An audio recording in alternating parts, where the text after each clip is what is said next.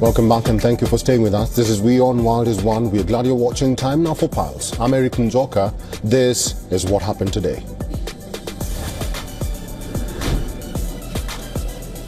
Had a good phone call with Ukrainian President Zelensky, says US President Donald Trump. Adds their newly or nearly 1 hour discussion was very much on track to align Russia and Ukraine in terms of their requests and needs.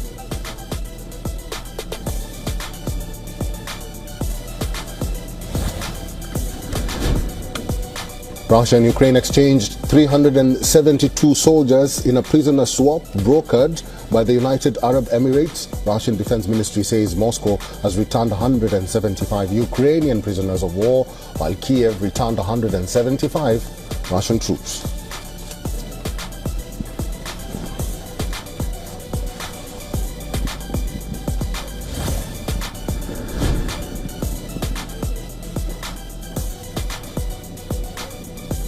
US NSA Mike Waltz holds talks with his Russian counterpart Yuri Ushakov.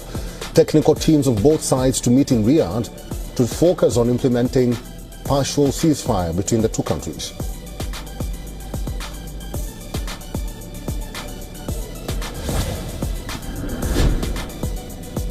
Man arrested for pulling out handgun and making threats at the CIA headquarters in McLean, Virginia. No shots were fired. Threat prompts large police presence outside the building.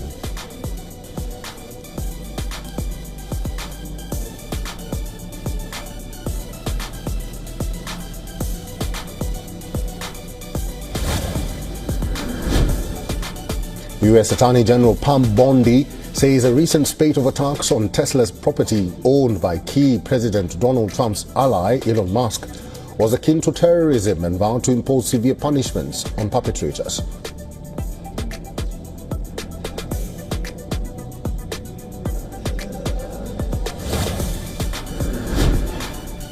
Foreign national killed, 5 others injured in Israeli airstrike at the United Nations headquarters in central Gaza's Deir al-Balah city. Israeli military issues new orders for residents to evacuate combat zones, denies striking the United Nations compound.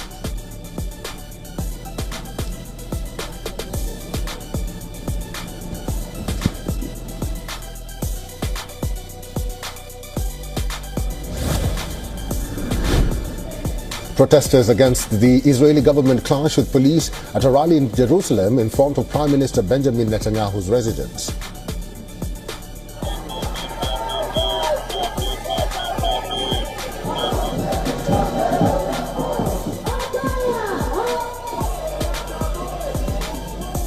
In an effort to limit fraudulent Social Security claims, the Trump administration is changing how millions of existing recipients and new applicants will verify their identity. Beginning March 31st, people will no longer be able to prove their identity to the Social Security Administration over the phone.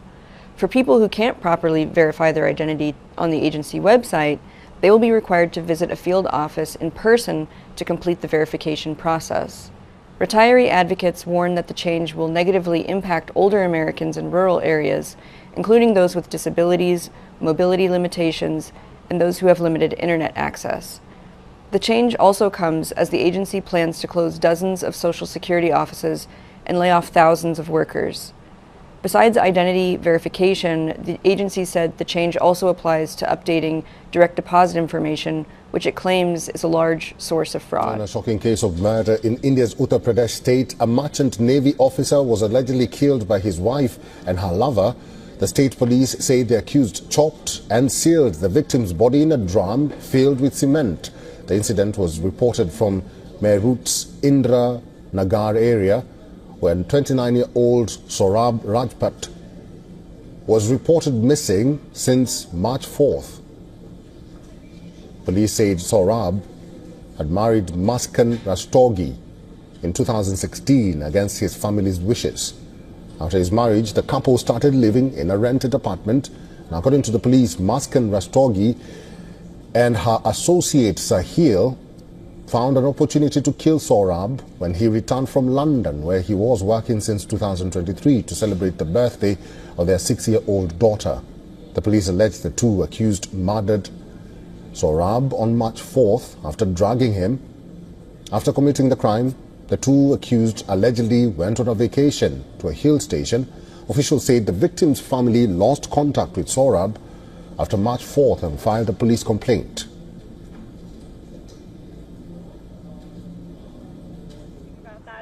While there may be legal methods to kill a human being, there is never a moral or an ethical way to kill a human.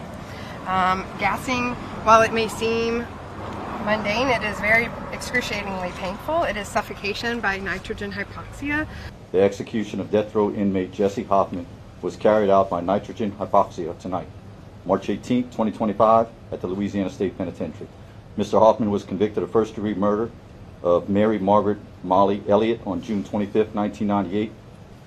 This was Mary Margaret Murphy Elliott.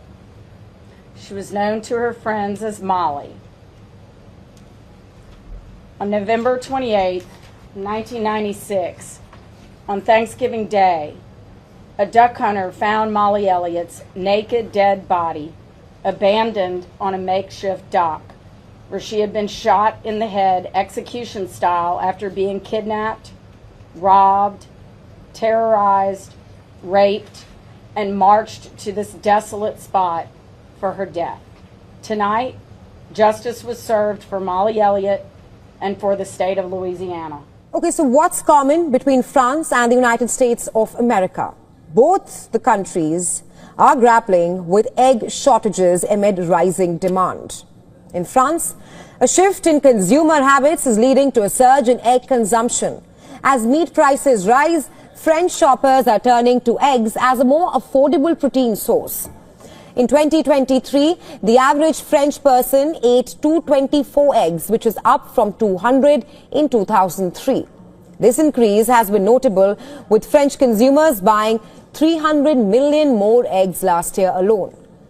With eggs costing as little as 1.37 euros for a six-pack compared to over 2.50 euros for a 100-gram portion of meat, eggs have clearly become the go-to choice for families seeking savings. However, the demand for eggs, it has now resulted in major shortages in France. Farmers are now struggling to meet the increased need, especially as many are transitioning to free-range farming. The shortage has been further exacerbated by panic buying, partly fueled by fears of bird flu, although French hens have so far remained unaffected. Now, this shift in consumption from meat to eggs is not just driven by economics. A poll by Harris Interactive revealed that 53% of people have reduced their meat consumption over the past 3 years, with 52% citing cost savings as their main motivation. Health, environmental concerns, and animal welfare also play a major role in this trend. Well, as eggs become more sustainable and budget-friendly option, they are strengthening and solidifying their place in French diets as people move away from traditional meat-heavy meals. A gun-wielding man triggered a scare outside the Central Intelligence Agency headquarters in McLean, Virginia, near the U.S. capital, Washington, D.C. Reports say a man was seen walking near the CIA gate, firing a gun and making threats around 10:30 a.m. local time. Fairfax County police say the suspect is experiencing a mental health crisis and was detained near the entrance.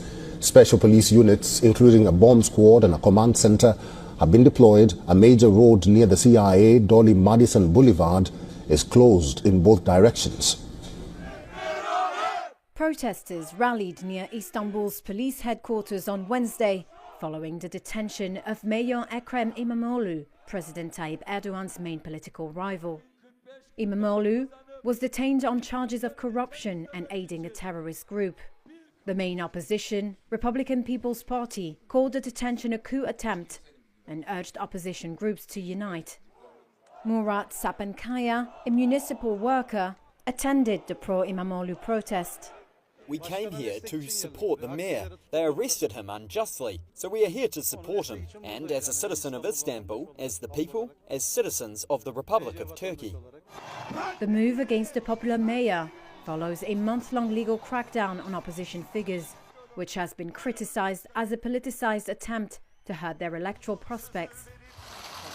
Imamoglu, who leads Erdogan in some polls, faces charges including bribery, tender rigging and aiding the Kurdistan Workers' Party or PKK, which is deemed a terrorist organization by Turkey and its Western allies. Üzülerek söylüyorum, milletimizin. In a video posted on social media, Imamoglu said he would not give up and would continue standing straight in the face of pressure. Erdogan's office did not immediately comment on claims that the detention was a political move.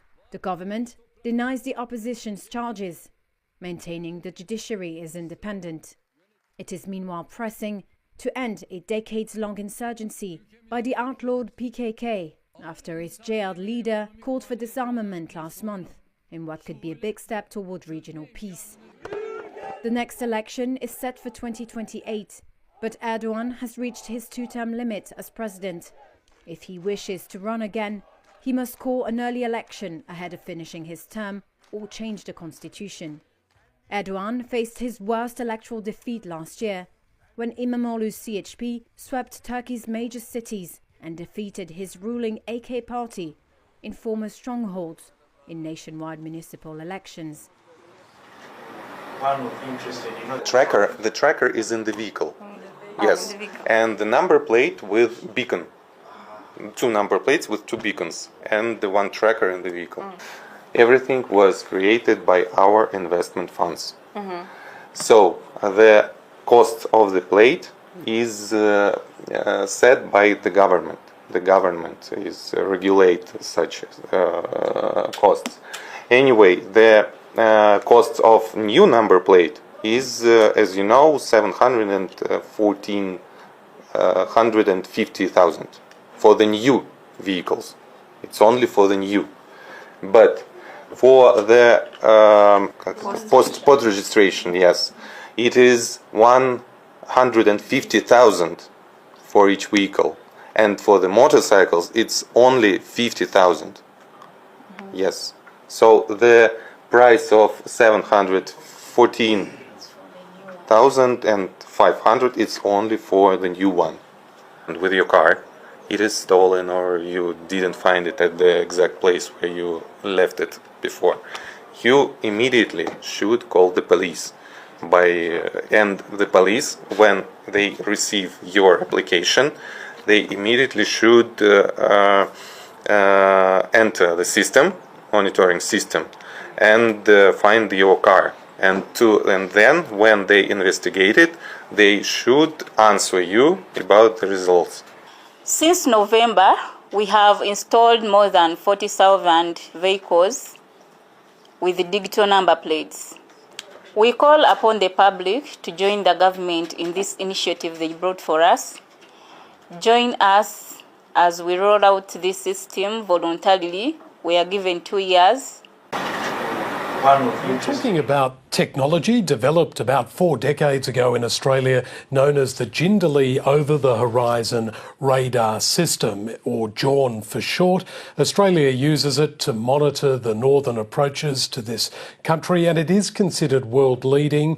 It can stretch out for thousands of kilometres and uses unique technology to detect incoming threats. Well, overnight, the Canadian new Prime Minister, Mark Carney, spoke to his Australian counterpart, Anthony Albanese, and then travelled to a remote Arctic region of Canada to make this announcement of a $6 billion purchase for JORN to be used in Canada to detect threats over the Arctic. Let's hear now from the Canadian leader. Today I'm announcing that our government will be working with our long-standing defence and security partners, Australia, to build a new long-range over-the-horizon military radar system. This is an investment of more than $6 billion in the most advanced and efficient radar system. The over-the-horizon radar system will enable Canada to detect and respond to both air and maritime threats over our Arctic faster and from further away. It will, most fundamentally, keep all Canadians safe. That was Mark Carney, the new Canadian Prime Minister. Well, this news broke overnight and the government was not the first here in Australia to announce it. It waited, obviously, for Canada to do so. But the Defence Minister, Richard Marles, in a subsequent interview with the ABC, has speculated that this could end up being Australia's largest ever military export deal. We heard the number of 6 billion Canadian dollars mentioned there. And of course, Australia was also looking to sell this world-leading technology to the United States first, but that didn't occur. We understand that under the Trump administration, all Pentagon spending is being closely examined. But let's hear now from Richard Marles speaking to the ABC.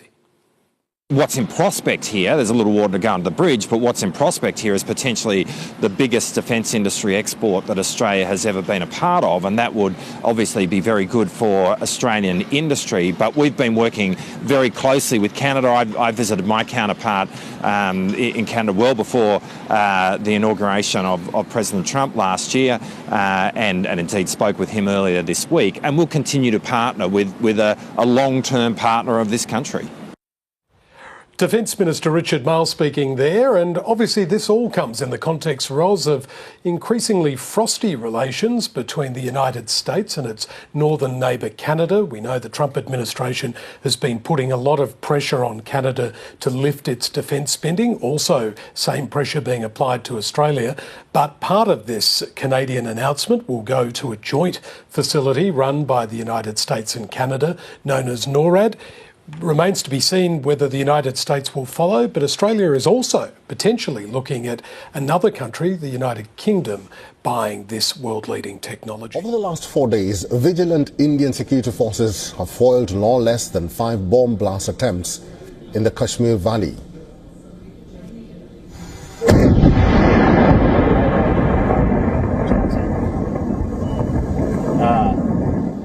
Two of these improvised explosive devices were defused on Wednesday, one in North Kashmir's Bandipora district and the other at the Awantipora area of Pulwama district. The security forces are on a routine patrol when they detected the IED concealed in a pressure cooker at the Sunset Point on the Bandipora-Srinagar road.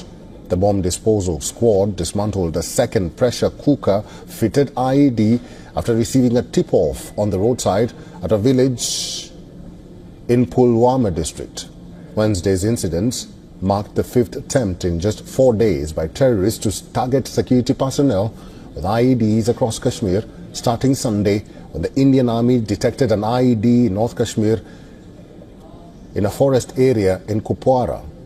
On Monday, security forces engaged in routine operations found an IED in an area of Kulgam district, and on Tuesday afternoon they dismantled a similar IED in Shopian district.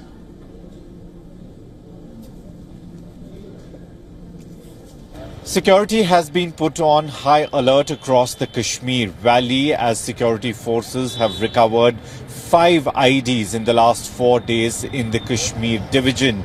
Early morning today, there was an IED which was hidden in a pressure cooker on the Srinagar-Bandipora road, which was detected by security forces and later defused by the bomb disposal squad. There was another IED which was found by security forces in South Kashmir's Awantipora area in Pulwama district, which was also hidden in a pressure cooker and later on diffused. In the last 4 days, we've also seen 3 more IEDs being recovered by security forces in Kupwara, Shopian and Kulgam districts of the Kashmir division. After that, now security forces have beefed up security across various districts of Kashmir Valley and have also started searches for the militants who are putting up these IEDs at different places across Kashmir Valley.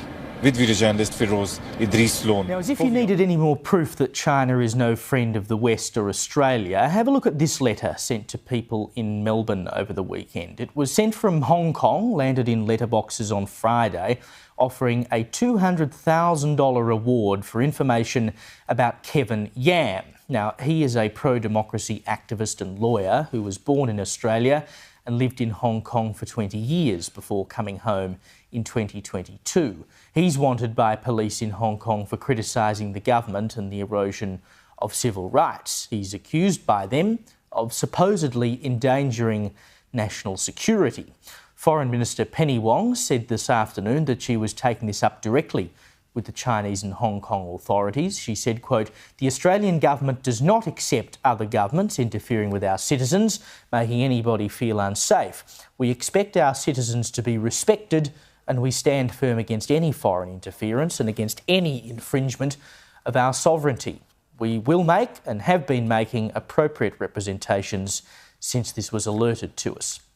Now, we don't know who actually sent these letters, but we know they came from Hong Kong, that they contained 2 residential addresses apparently linked to Mr Yam and a UK phone number linked to the Hong Kong police force.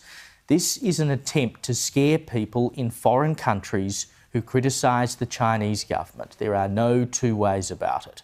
Mr Yam posted on X this morning that he would never voluntarily return to Hong Kong until it's free and that he'll never kill himself, by which he means, if I turn up dead, it won't be me who did it.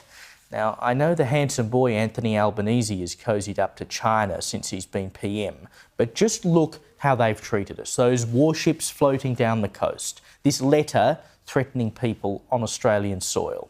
They are not our friends. Never forget, however much trade we might do with the Chinese, this is how they operate. On a top story of the hour, French President Emmanuel Macron is on a mission to convince Europe to stop buying military equipment from the US.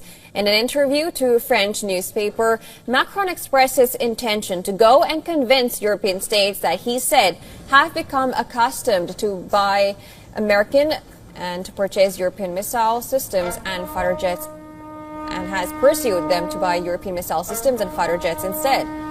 He said those who buy Patriot should be offered the new generation Franco-Italian SAMP-T. Those who buy the F-35 should be offered the Rafale, adding that it is the way to increase the rate of production. And this comes at a time when, jolted by Russia's invasion of Ukraine and U.S. President Donald Trump's more confrontational stance towards traditional Western allies, European countries are hiking defense spending and seeking to reduce dependence on the U.S.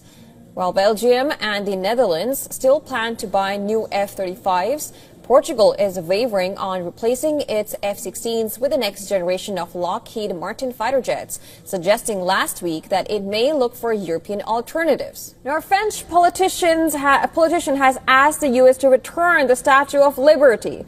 At a convention, French Eurodeputee Raphael Glucksmann has said that France should take back the Statue of Liberty because the U.S. no longer represents the values that led France to offer the statue. Listen to this.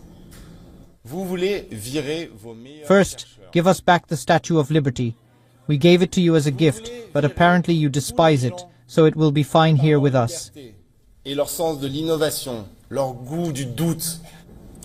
Glucksmann, a staunch defender of Ukraine, has strongly criticized President Donald Trump's radical change of U.S. policy on the war. Now, France presented the Statue of Liberty to the United States in 1884 as a gesture of goodwill to commemorate the alliance between the two nations. The statue was disassembled and shipped aboard a French Navy vessel. It arrived in New York in 1885.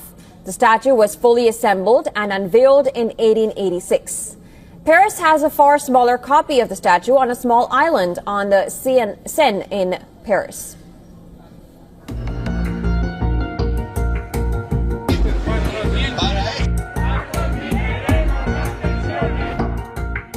The European Union, long portraying itself as a pillar of peace, now faces accusations from within. In a rare display of internal dissent, Spain is openly challenging Brussels, accusing it of fueling war rather than preventing it. Madrid's decision to ramp up defense spending by $8 billion annually, aligning with NATO and EU demands, has sparked protests on the streets, reflecting growing discontent with the bloc's militarization efforts. On Tuesday, demonstrators gathered in Madrid, denouncing what they called a reckless push toward rearmament. Banners reading, no to war budgets, peace with Russia now, and let them not drag us into war filled the streets while chants of NATO no, bases out echoed through the Spanish capital. Protesters argue that the issue goes beyond Spain's budget, accusing Brussels of transforming the EU into a militarized entity controlled by warmongering elites. The last step that is being taken in Europe to turn what was the European Union, militarily occupied by the United States, but without its own army, they are now turning it into a warmongering entity. They are trying to take away public funds that come from the workers' money to buy more armaments, to convince us that Russia is our enemy when our enemy is them. Despite the backlash, Spanish Prime Minister Pedro Sanchez defended the spending plan, emphasizing Spain's security needs. It is Europe that has to protect Europe, Sanchez stated, reinforcing his support for Brussels' push for military expansion. Spain's move comes amid a broader $800 billion EU initiative under the Rearm Europe plan, an unprecedented effort to bolster the continent's defence capabilities. EU Commission President Ursula von der Leyen, speaking at the Royal Danish Military Academy on Tuesday, left little room for doubt about Europe's direction. If Europe wants to avoid war, Europe must get ready for war. The choice is none. Europe is ready to step up. We are ready to take control of the change that is inevitable. Because we cannot afford to be pushed around by history. And that means acting now is a must. Acting big is a conditio sine qua non for speed, scale and strength by 2030. In Moscow, Russian Foreign Minister Sergei Lavrov sees this as yet another validation of Russia's long-standing warnings. The European Union is no longer a peaceful economic project. They want their own army, speaking of the future of NATO.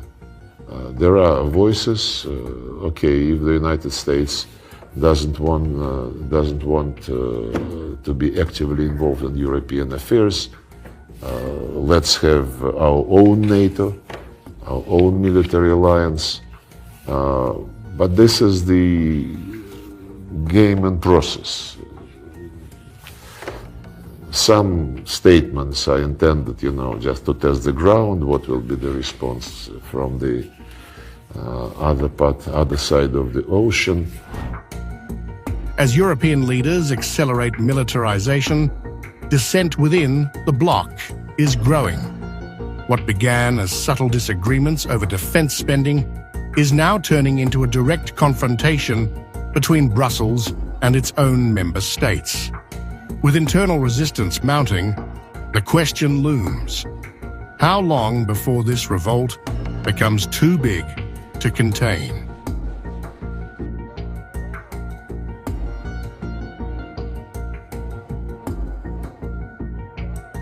Tensions continue to rise in the West Asian region. I'm talking about Yemen here. Yemen's Houthis have claimed to have carried out a fourth attack in 72 hours on an American fleet in the Red Sea. And this comes as the US military says its campaign against the Iran-backed rebels is ongoing. Houthi military spokesperson has said that cruise missiles and drones targeted the USS Harry Truman carrier group in an attack that was the fourth within 72 hours. An hour before the latest attack, the US Central Command confirmed its continuous operations against the Houthis. The US has launched heavy strikes against the Iran-backed group since Saturday, prompting mass protests and retaliatory efforts. In the latest, Houthi media channels have reported 3 strikes by the US on the city of Sada. Washington has pledged to hit Yemen with lethal and overwhelming force until the Houthis stop firing on the Red Sea and the Gulf of Aden. The Houthis have been hampering the trade route since the start of the Gaza war, claiming solidarity with Palestinians. They say the US bombardment will not stop their support for Gaza. The rebels have also claimed a missile launch at Israel. Houthi military spokesperson Yahya Saria, he has said in a statement that the group targeted Israel's Nevatim air base with a hypersonic ballistic missile type Palestine 2. The Israeli military says it was intercepted before reaching the country's territory. And this was the first reported attack on Israel from Yemen since the 19th January ceasefire in the Israel-Hamas war. Meanwhile, Israeli jets have struck a military site in central Syria. According to a Syria war monitor, Israeli airstrikes targeted a missile battalion near Homs city. And this comes a day after Israel struck the southern city of Daraa, reportedly killing 3 civilians. Israel has launched hundreds of strikes on military sites in Syria since the fall of Bashar al-Assad in December last year. And Israel says this is to prevent weapons from falling into the hands of the new authorities, whom it considers jihadists. In other news, Israeli Prime Minister Benjamin Netanyahu declared the rules of negotiation with Hamas have changed. John Jessup has more on that story from our CBN News Bureau in Washington. John? That's right, Gordon. Netanyahu announced Israel will continue its military assault on the terror group and that the hostage talks will be held, quote, under fire. CBN's Chris Mitchell reports from Jerusalem. Netanyahu announced the new rule is designed to achieve the goals of the war. The release of all our hostages, the elimination of Hamas, and the promise that Gaza will no longer pose a threat to Israel. Israel's message to Hamas, unless more hostages are released, the attacks won't stop. And if it does not immediately release all the kidnapped men and women, the gates of hell will open, and it will find the full might of the IDF in the air, at sea, and on land facing it until it is completely destroyed. Yet some freed hostages and families of those still held captive are begging Israel to stop the fighting, fearing Hamas's threat to kill the hostages in revenge. Reality has already proven to us that war will not return hostages. It will kill them. Netanyahu insists Israel's military action has forced the terror group to release 196 hostages. A simple thing was proven. Military pressure is a necessary condition for the release of additional hostages. The military attack on Hamas and the release of our hostages are not contradictory goals. They're goals that are intertwined. While the fighting resumes, Netanyahu is urging Palestinian civilians to flee the fighting. And I call on the people of Gaza, get out of harm's way, move to safer areas, because every civilian casualty is a tragedy. To prevent civilian casualties, the IDF provided a map to residents in Gaza to guide them safely from the fighting. That's something that the Western world hasn't seen, an army giving up the element of surprise just to give an opportunity to the civilians to get out of harm's way. But we're committed to that. That's our principles, our values, is to make sure that we are fighting terrorists and not civilians. In Yemen on Tuesday night, the Houthis fired a missile at an Israeli military base and promises more are coming.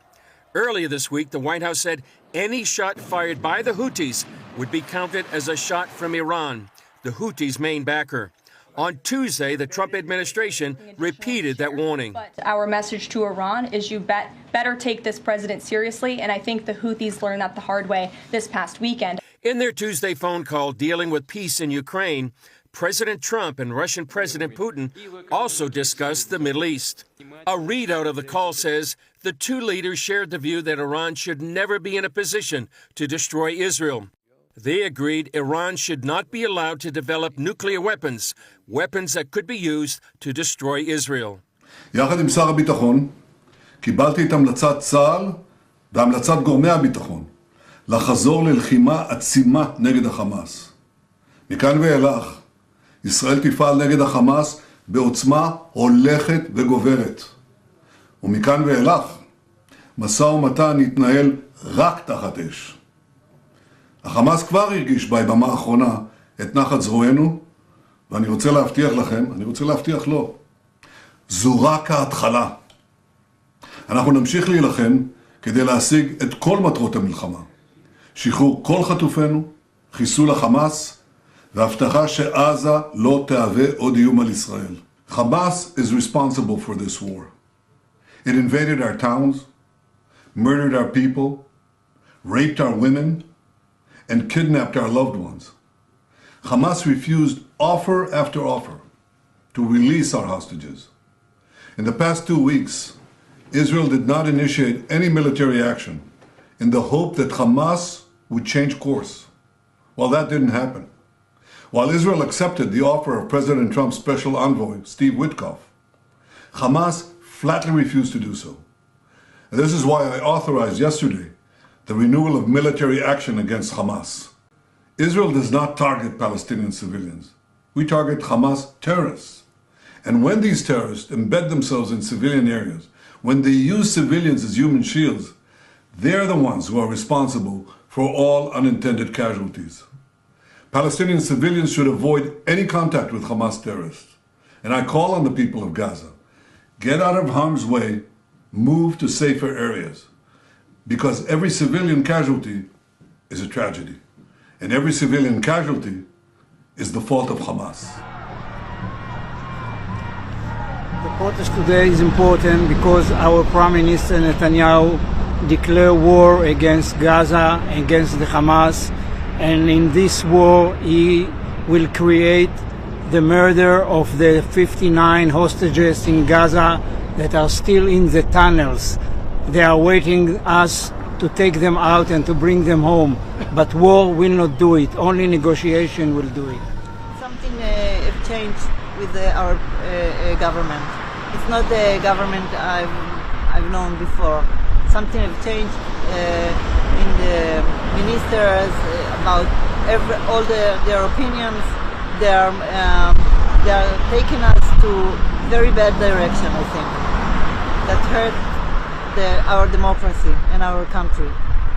And as a citizen, I think everybody should say something about it and not just sit in the house and complain. We should go out and raise our voice.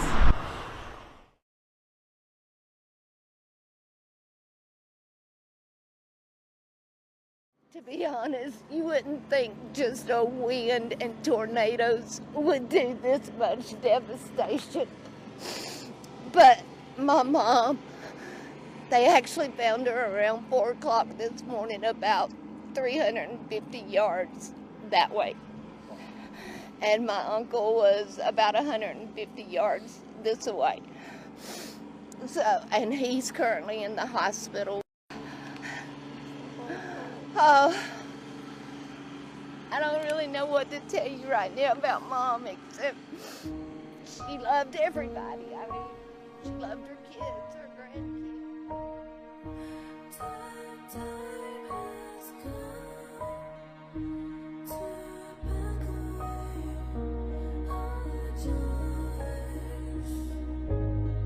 You don't want to hear my apology. Get it off my chest. I will do my best. I know what you fear.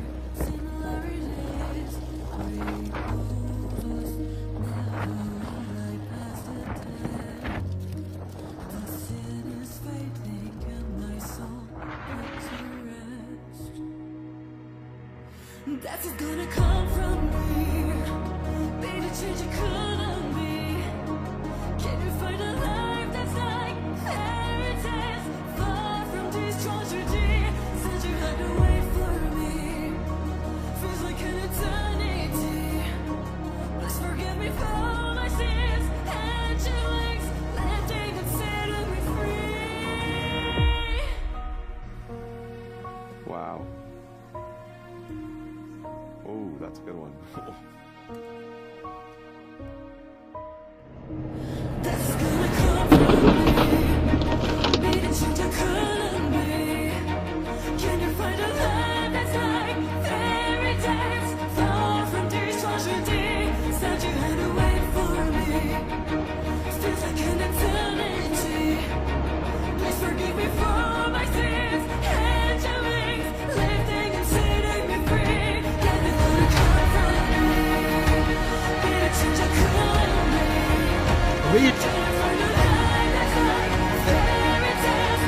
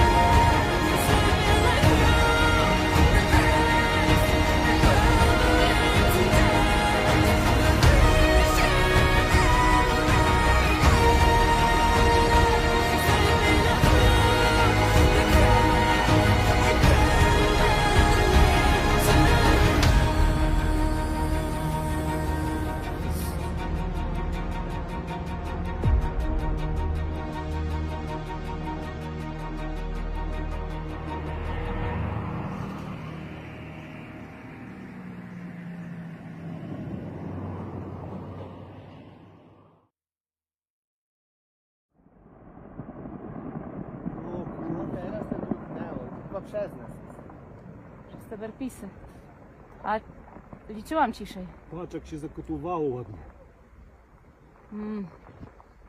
To nie koniec jeszcze. Pięknie. Ale pięknie.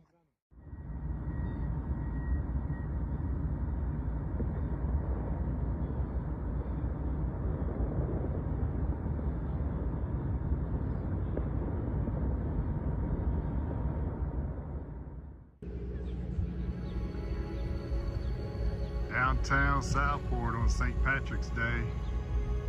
Got a little tornado out over the ocean, it appears.